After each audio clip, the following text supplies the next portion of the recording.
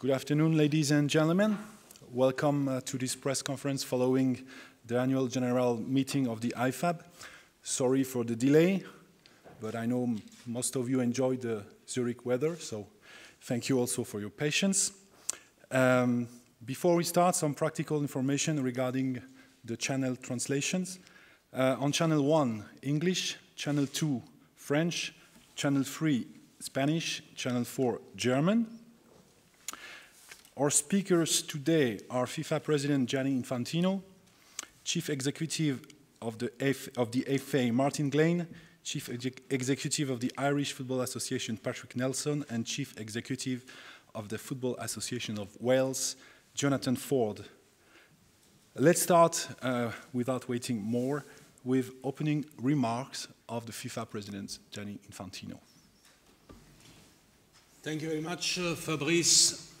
And also, of course, from my side, a very, very warm welcome to all of you for this media conference, for this press conference, following the 132nd IFAB annual general meeting. I don't know if any one of you was here when they had held the first, but it was 132 years ago, so it's quite a while. None of us was here. But we are here today, and together with our colleagues, we have taken, of course, some very important decisions today. Let me start by thanking all of you for being present, by thanking all of the participants at the IFAB meeting as well for their contributions, and of course the administration, the staff of IFAB and FIFA, and the KU Leuven, who made also the analysis, the academic analysis on the VAR test phase. So we had, as you can imagine, of course, a very intense morning, fully aware of our responsibility to take an important decision for football. Before coming to VAR, let me just stress one other point, which has been maybe a little bit forgotten, but I think it is also an important point, which is the famous triple punishment question that, as you might remember, was very heavily debated for many, many, many years, has never changed. 2 years ago at the IFAB meeting, 1 week after my election as FIFA president, we decided at the IFAB to amend the laws of the game in this respect for a 2-year phase, and to see whether indeed the triple punishment is too harsh of a punishment in certain circumstances. So we have implemented this over the last 2 years, and today we have confirmed, obviously, because feedback was extremely positive, obviously, that the triple punishment does not exist anymore in this respect as we knew it until 2 years ago. So that was a confirmation of something that has already been put in place for the last 2 years. Obviously, the important decision today was linked with the VAR, video assistance refereeing, and as you might have imagined or heard, today the IFAB decided to approve VAR for football. So as of today, video assistant refereeing is part of football, and this is certainly a very important news, because also this topic was discussed and debated for decades. And also here, 2 years ago, in 2016, in Cardiff, that was, we decided to start with a test phase, because we were saying, well, you know, if we don't try it, we will never know whether it does or it does not work. And we made this test phase, we carried it out, we analyzed it, IFAB did it, FIFA did it, the 4 associations did it, around 20 associations around the world and confederations tested it. We had an academic analysis which was very, very thorough, and at the end of the day, the results of all these experiments and studies were conclusive, and we came to the conclusion that VAR is good for football, is good for refereeing. It brings more fairness in the game, and for these reasons we have decided to approve VAR. So I think that's, of course, the most important step, the most important decision of today, which will certainly have an impact on football going forward. That's what I want to say for now, but I have much more to say on this, of course, and as, of course, my colleagues here on the table as well, I'm sure, going forward in the press conference. Mr. Glenn? Good afternoon, ladies and gentlemen. I think we've agreed we'll all say a few words before we open to questions.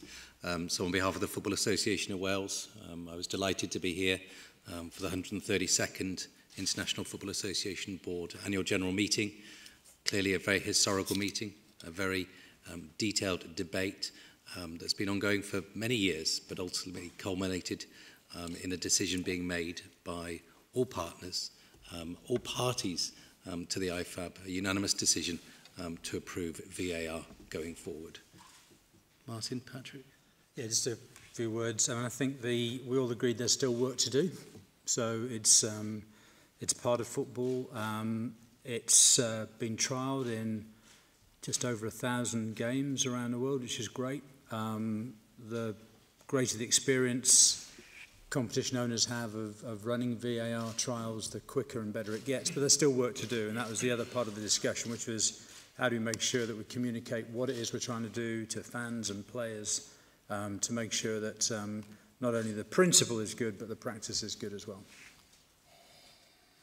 And all I would say is it's a very historic day, I think, for association football. It's probably, of the 132 annual general meetings, this would no doubt be in the top 10 or so in terms of making significant and historic decisions. Martin just touched on there the 1,000 games or so, and I would pay huge tribute to Professor Werner Helsen and the team at KU Leuven, who've provided a wealth of useful statistical data which enabled us to make that unanimous decision today that the time for experimenting with video assistant referees is over. And as the FIFA president says, they're here and they're part of the game and they're part of association football going forward. And so thanks very much to Werner and his team for helping us to get there. Thank you very much. Before we start with your questions, I just want to inform you that there will be a second part to this press conference with technical experts. It's for you to know, but also for our speakers to be allowed to revert to these technical experts if they don't want to go into many details. Please introduce yourself and the organization you're working for. And let's start with Tas. Yellow pullover, yellow jersey. TASS News Agency, Oleg Koshlev. Question to Mr. President. When will decision of using the VAR on the World Cup will be made? And the fourth substitution as well. Yes, by the way, that's, thanks for reminding us of that. The fourth substitution, as you call it, has also been agreed and is now also part of the laws of the game. The decision on the World Cup in Russia will be taken on VAR, and as well on the fourth substitution will be taken at the next council meeting on the 16th of March in Bogota. Obviously, as FIFA president and all the FIFA council members who were present, we all hope and encourage the council to take a favorable decision in this respect, because we are very positive about VAR, obviously. Mr. Camara. Je suis Lassana Camara, je suis journaliste à Mauritanie Football. la FIFA vient d'entamer une journée historique avec l'introduction de cet arbitrage vidéo, mais le football est connu comme le sport de l'universalité. Parce que quand vous intronisez l'arbitrage vidéo, la CAF l'avait essayé lors de la finale de la Supercoupe d'Afrique entre le Wydad de Casablanca contre le TP Mazembe, ça a été une réussite. Mais la peur des Africains, c'est que comme le football est universel, un match qui se joue en Tanzanie, ou en Mauritanie, au Sénégal ou en Gambie, toutes les équipes n'ont pas les moyens, ou toutes les fédérations n'ont pas les moyens de mettre la vidéo en place. Est-ce que le football ne va pas perdre son universalité en introduisant un football à deux vitesses? Ceux qui ont les moyens mettront la vidéo, ceux qui n'ont pas les moyens ne mettront pas la vidéo. Est-ce que nous ne sommes pas en train de participer à la création de deux écoles de football aujourd'hui? Merci pour votre question. Je pense pas. Je ne pense pas du tout. Au contraire, je pense que la décision qu'on a prise aujourd'hui, c'est une décision qui va aider l'universalité dans le football. On l'a vu aussi d'ailleurs avec les tests. Vous l'avez dit, ça a été testé en Afrique, ça a été testé en Amérique du Sud, en Amérique du Nord, en Asie, ça a été testé bien sûr en Europe. Donc déjà les 2 dernières années, on a vu que c'est possible, même seulement au niveau des tests qui étaient quand même assez poussés, de le mettre en place partout dans le monde. Alors, évidemment, il faudra, et on est en train de travailler là-dessus maintenant, il faudra qu'on s'assure que la phase d'implémentation du VAR dans le monde, au sein des fédérations qui le souhaitent, que ça soit faisable, que ça soit possible. Il faudra qu'on contrôle très bien la mise en place pour s'assurer que la qualité est là, mais en fin de compte, on ne change pas la substance, on ne change pas les règles de jeu, on donne une aide aux arbitres. Et aujourd'hui, je pense que on assiste à des matchs télévisés partout dans le monde. Il y avait eu cette discussion aussi, je pense, il y a quelques décennies, quand la télévision commençait à montrer les matchs, où on disait, ben oui, mais certains peuvent être montrés, d'autres pas, mais maintenant, la télévision, les médias sont partout, donc il s'agira pour nous d'établir les protocoles pour faire en sorte que l'implémentation de l'assistance technologique aux arbitres soit possible par tous ceux qui le veulent. Évidemment, comme j'ai dit, ça prendra du temps. Aujourd'hui, on a pris la décision de le permettre. Il y aura des contrôles, il y aura des licences, il faut que la qualité soit là. Mais certainement, l'idée, c'est que à terme, un maximum de pays dans le monde puissent utiliser la technologie. On va travailler dans cette direction. Je pense qu'aujourd'hui, on vit dans un monde et dans une ère digitale. On est en 2018. On ne peut plus fermer les yeux aux avancées technologiques. Et si on peut aider les arbitres partout dans le monde, si on peut aider les arbitres qui font un métier extrêmement compliqué partout dans le monde, si on peut les aider un petit peu à prendre des décisions plus justes, plus correctes, à corriger des erreurs que, ma foi, ils peuvent faire, alors on a fait un grand pas. Donc on va travailler pour que, et on va mettre les moyens et les ressources pour que ça soit adopté le plus universellement possible.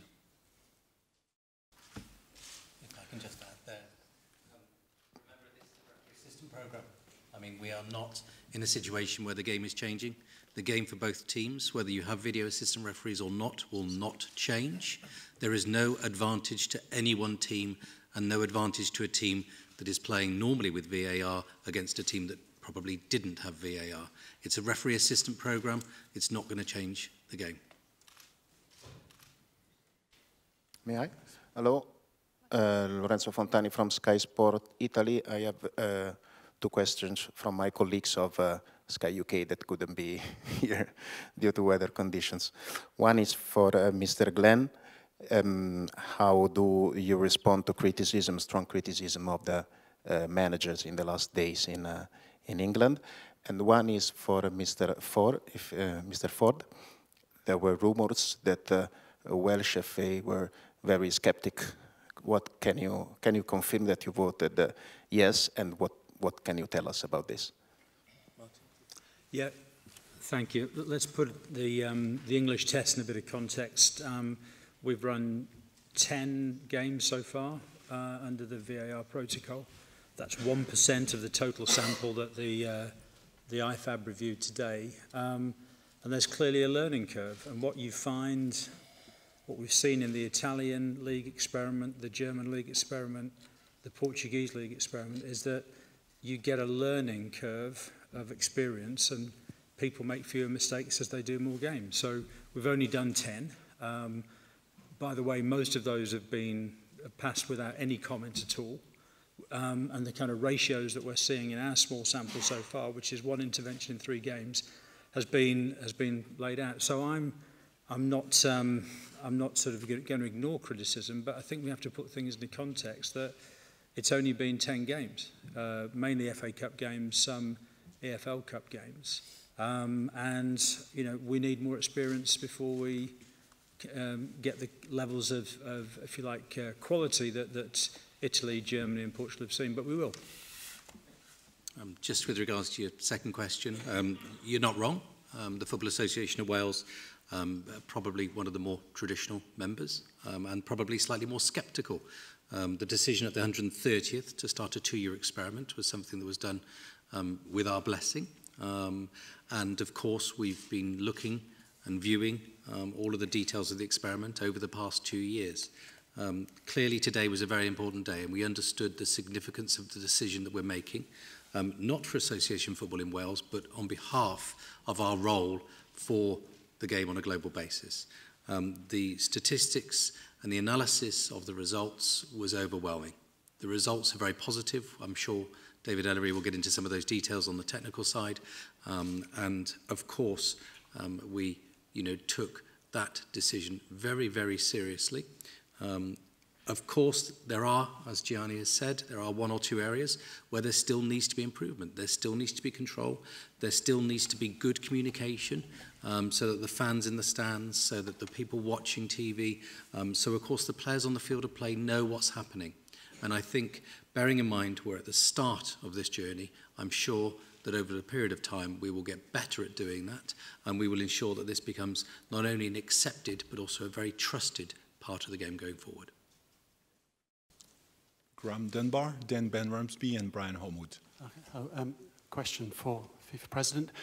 Gianni, I think everyone accepts this is the long-term solution. Maybe the question people have got is it right to put it into the World Cup this summer? Is it too soon? We've seen us, but in the Confederations Cup with some of the best referees, there was confusion, the protocol wasn't worked out, and it can disrupt the flow of the game. We've seen England this week that perhaps a lot of top-level players will be going to the World Cup, don't have full faith in the system. What would you say in advance to the players and the fans who could be affected by VAR disrupting the flow, or even simple things like incurring yellow and red cards that are going to affect potentially the integrity of games at the World Cup? What do you say in advance to those people who would say FIFA's being too hasty, maybe even a little bit reckless in inserting this into the World Cup? Well, I will say to the fans and to the players and to the coaches that, yes, of course it will have an impact on the World Cup, on the matches, and it will have a positive impact on the World Cup and on the matches. And this is what the results of the studies show.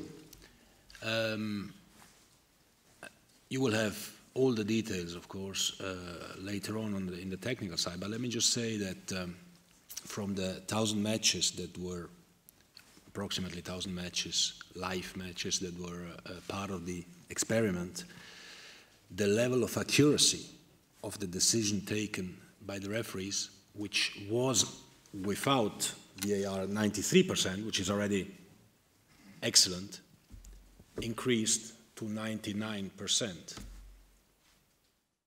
It's not 100%. 99%, however, of decisions which, thanks to VAR, were corrected. And this is obviously positive.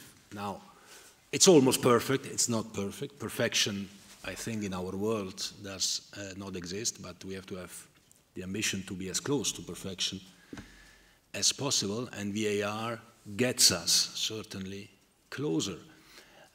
Let's not forget as well, you've been speaking about the flow of the game and the dynamics of the game. Let's not forget that, and I have to say myself, I came quite a long way. I was extremely skeptical, personally, on VAR. But then, as I said, if we don't test it, we will not know whether it works. We tested it, and I personally as well came quite a long way. And when you analyze objectively the results of the studies, you can see this percentage in accuracy, which moves to 98%, 99%, or 98.9, 98.8, 98.8. I go at 99. But this means we also still have 1% where we can improve to our experts. I can guarantee as well that, of course, the referees, which will be at the World Cup, will be ready for VAR at the World Cup. They have been trained in the last 2 years. It's not that nothing has been done by the team headed by Pierluigi Collina, Massimo Busacca. They have been working the last 2 years to make sure that the referees are ready. When we speak also, and this is also an interesting statistics for me at least, when we speak about the flow of the game, we can see from these 1,000 matches that actually the intervention of VAR takes around a minute on the match, on average. The time which is lost in every match, on average, on throw-ins, is 7 minutes. So a match is not played during 7 minutes just for the throw-ins, which do not decide anything in a match. If we can lose 1 minute, which anyway will be added on after the match or at the end of the match, to correct a wrong decision of a referee, then I think we have made something good. And for this reason, I believe that VAR at the World Cup will certainly help to have a fairer World Cup. Because if there is a big mistake of a referee, this big mistake will be corrected by VAR. It will not solve 100% of the situations. There are gray areas, if I make like this or if I make like that, whether it's penalty or not, it's up to the referee always to decide. The authority of the referee is not questioned, but we give an assistance to the referee.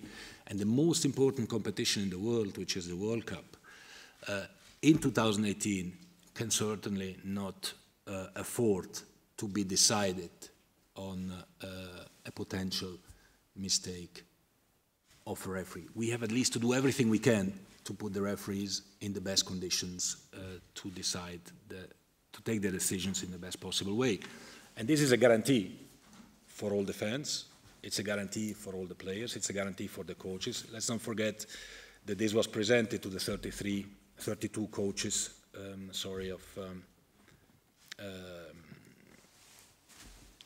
of the World Cup at the meeting in Sochi, and they were all supportive. It has been presented at the Stakeholders Committee earlier this week with support there as well. You know, I've been hearing for many years that FIFA was slow, that IFAB was slow in taking decisions, in bringing the game to what the people want, and so on and so forth. I was probably also one of those criticizing it a little bit. I'm very happy today if we are criticized for being in the right speed, if I can say it this way. Hi, Ben Rumsby from the Daily Telegraph. A question mainly for Gianni and Martin. Oh, sorry, do you want to say something? Or? I mean, just onto the last question, the one stat that I think came out, which I thought was, you know, quite pertinent for the conversation. At the moment, without VAR, you know, there's a serious error that happens in about 1 in 3 matches. With VAR, that's reduced. It's not perfect, as we said. We're almost there, but to about 1 in 19 matches. And that alone does show that if this works, which it clearly does, it will ensure that we do get fairer results through fairer decisions.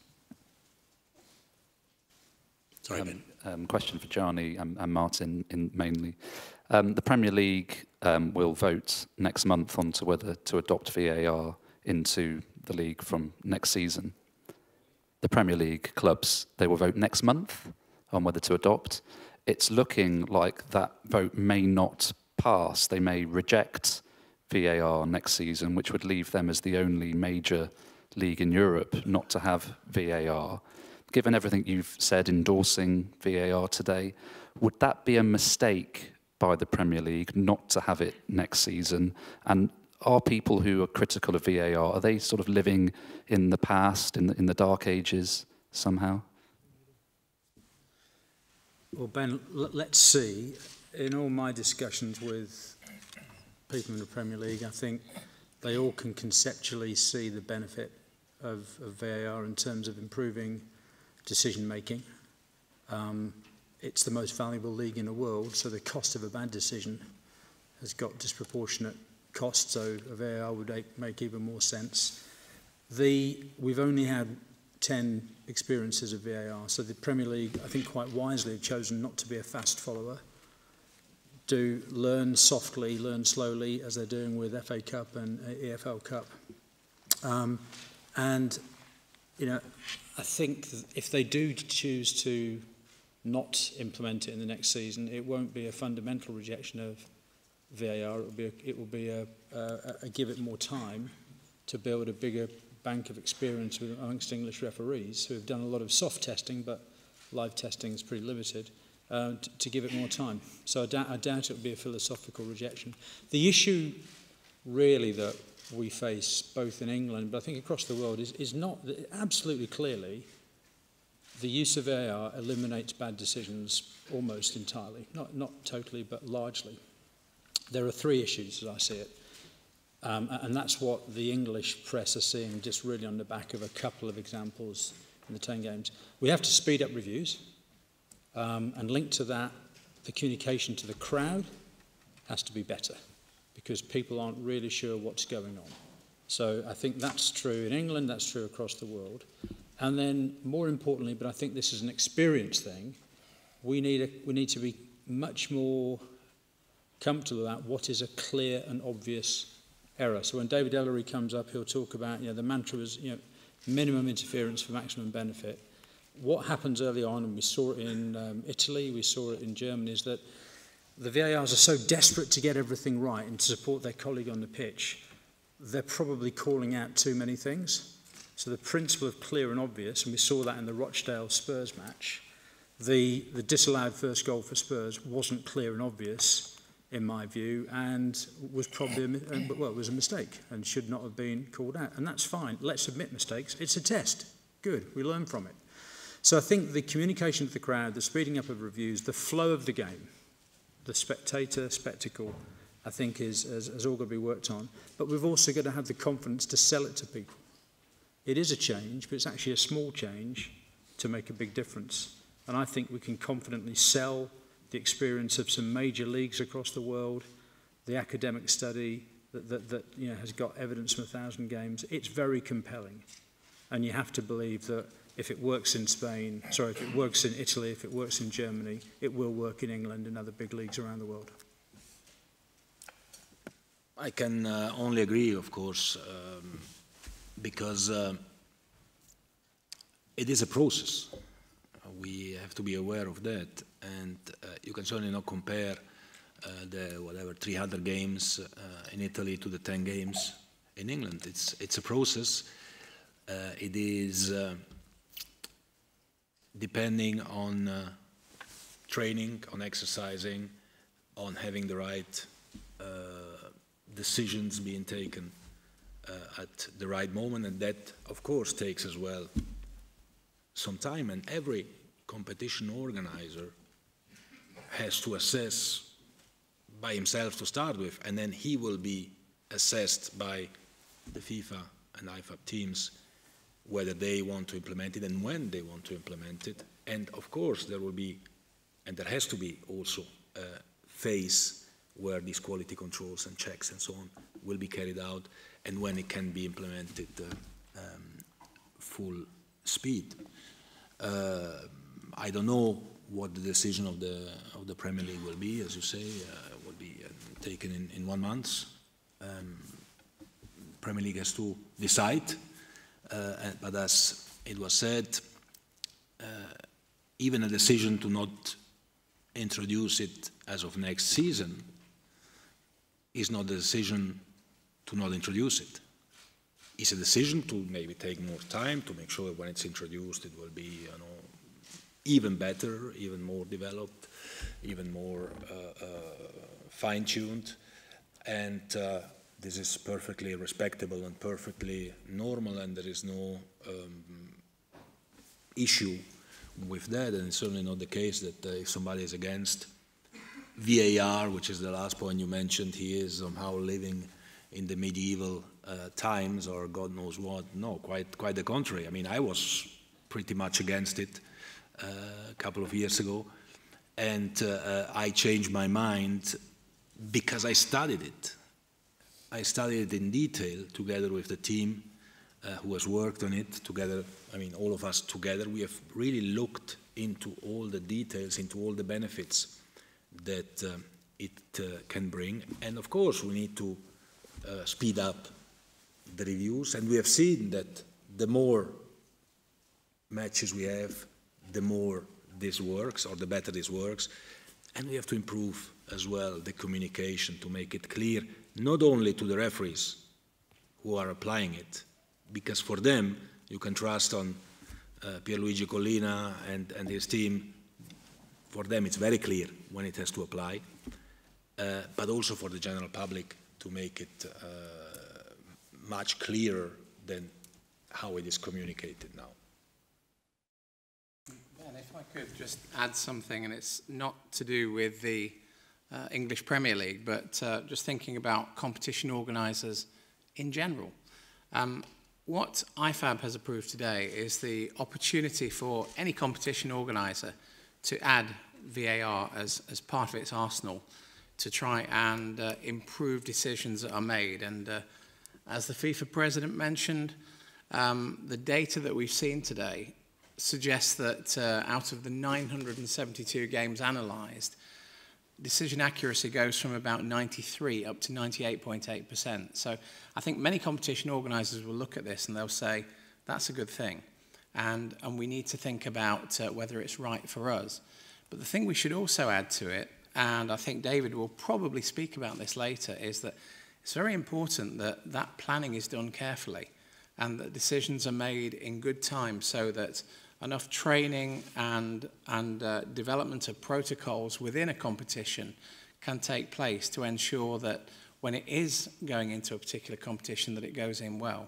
So I think it's important that we utilise the implementation assistance protocols that FIFA and IFAB will provide to competition organisers going forward.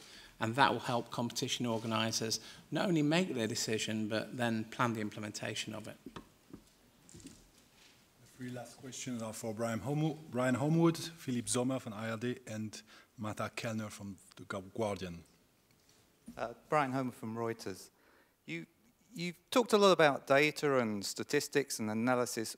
What would you say to the argument that it just doesn't feel right? It just doesn't feel part of football. It feels more like it should be in rugby or American football, especially in those moments where a player scores a goal, he goes off and celebrates, the stadium announcer celebrates, they go back to the kickoff, and then you see the referee with his finger in his ear and you're not quite sure what's going on. The coach of Lazio, for example, said that it's just taking, as far as he's concerned, it's taking the excitement out of Serie A, and he prefers the Europa League because there's no VAR.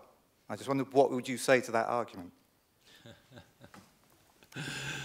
Well, it's your argument or the argument of those who... No, of course. You know, those who were used to complain about the referee, they will now get used to complain about VAR. So they have a kind of another target. It's not anymore the fault of the referee, it's fault of the VAR somehow. Because you need to have an excuse if you lose a match, obviously, and we don't want to take away this excuse as well.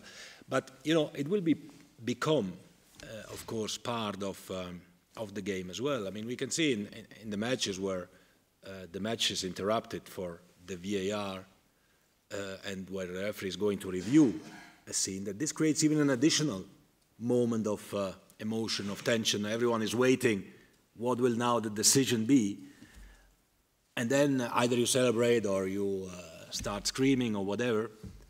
But at the end of the day, what is more important for us, and jokes aside, of course, is that we can help the referee to take the right decision. We bring more fairness in the game with this. The one clear mistake that the referee does every 3 games, unfortunately, it's one of 50, 60, 70 decisions that the referee is taking every game. Once every 3 games, he makes a mistake.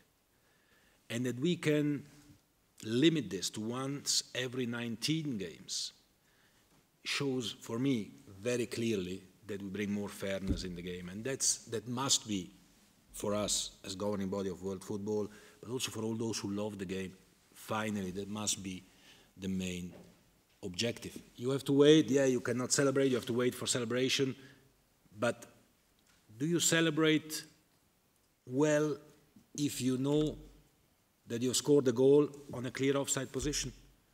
You don't care, you celebrate if you are a fan. I know, I would do the same, obviously, for my team.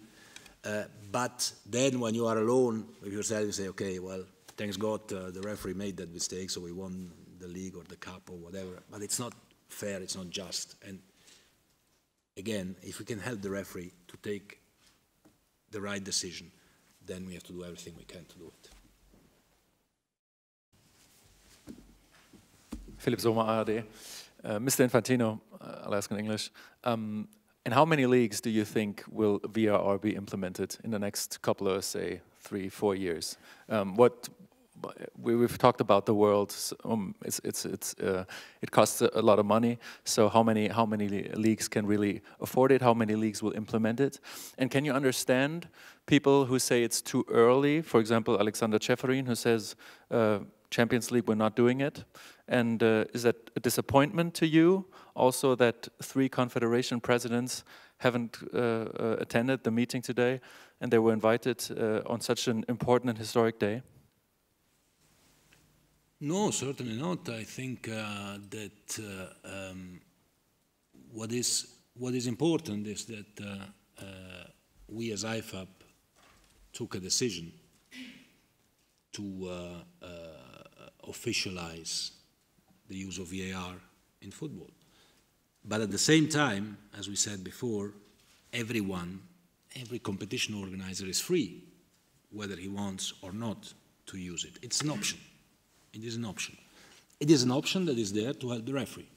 Everyone is free to use it or not. There are complications as well in putting it in place. It's not easy. Those leagues who have started to put it in place this season, like the German one, or the Italian one, or the Portuguese one, they have started their preparations well in advance to be able to start in this season, and we have to, realize that this is a complicated undertaking to introduce VAR in any league, in any competition, in a transnational competition, even more, obviously. But we want to give the option, we want to give the possibility, and then everyone is free to decide and to choose what he wants to do and what is best for his own competition. We believe that it's the right thing to do for football. We have today been undertaking tests and experiments in around 20 countries around the world. CAF in Africa, CONMEBOL in South America have done it in some of their competitions as well. So it shows that there is an interest. We have received several requests already from some other leagues and competitions to use it. I don't know how many will use it in 3 or 4 years' time. The important thing is, though, not how many will use it, but that those who will use it in the right way. And then we have to realize that this needs time, that it's not just we send you an email with the description and then you go and you use it. It's not working like that. It is a lot of training, a lot of work, a lot of experience, a lot of expertise. We need to make sure that the quality is assessed properly and decided properly, and that only those who are really ready to implement it can then also implement it. So there will be an approval process, and in the next few weeks we'll define the details of that, and we'll speak with those who are interested to put it in place. And then, you know, time will show, as it has shown already in those countries who have implemented it, that if you start implementing it, it can only improve. It can only improve the game, it can only improve the fairness of the game. In Italy, we had 124 yellow cards less and 30 red cards less than in the previous seasons because of VAR, or probably because, or also because of VAR, because the players, they know that whatever they do, you know, somebody, big brother is watching you, and you will not get away with it. So this is also a positive impact in the game, which I think we need to carefully consider. So from my side as FIFA president, I'm very happy that we give this opportunity and this option, and I'm sure that all those who are studying it carefully, who are really digging into it, looking into it, as we all have done, they will be convinced about the benefits. And everyone will see it as we implement it and as we go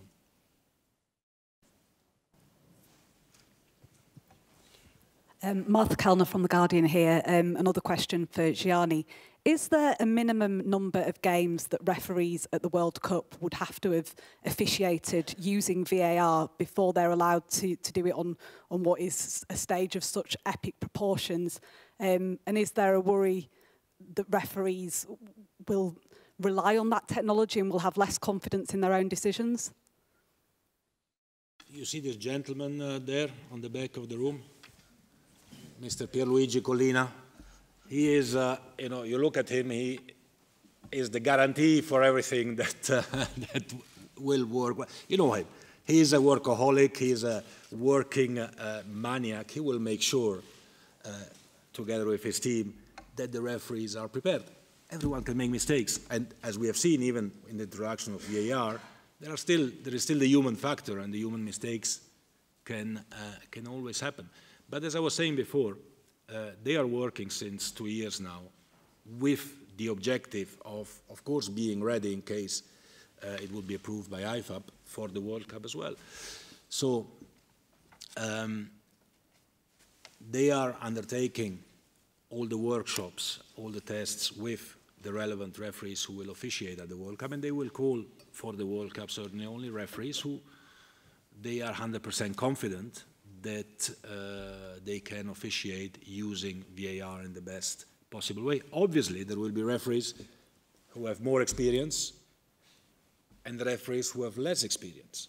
And obviously, we will always face criticism, as we always did in the past, whether you have this referee from this small country who never officiates a big match, and how can he officiate the World Cup and whatever, and you know, these kind of debates will remain. What is a fact, though, is that in all these tests that we have had, and also I think in the future application of VAR, there will not be, there can always be a wrong decision, which might be corrected, should be corrected, maybe not. But a correct decision, which would be declared wrong, well, this cannot happen, because a correct decision will only be confirmed. So there can only be a positive impact of VAR, but not a negative one. Is there a minimum number of games, though? Is there a chance that there might be a referee who's only using it for the second or third time, that technology? This I refer to, I don't know. You can ask Mr. Collina after, yes. He will explain you all the preparation of the referees for the World Cup. Thank you very much. As I said, it was the last question. VR tells us that people raising their hands are too late. Sorry, but you have second chance because, as I mentioned, there is extra time for this historical day with technical experts. There will be high-quality substitutes. Be sure that they will. Thank you, gentlemen, for your participation. Thanks to you, and see you in a few minutes for the second part of this media event. Thank you.